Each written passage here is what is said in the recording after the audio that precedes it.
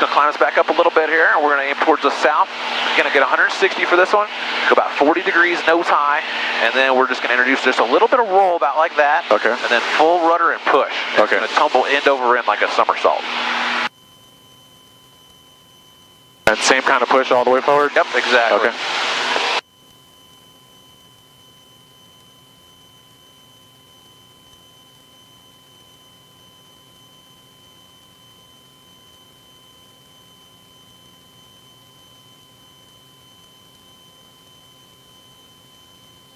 There we go.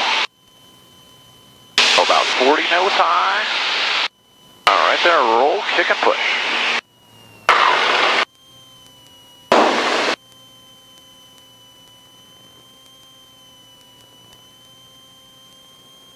All right. Pull out back on our line.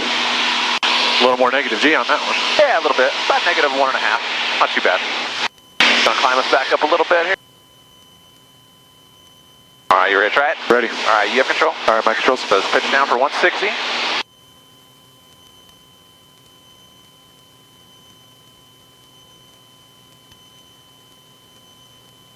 All right, there you go. Go up 40 nose high.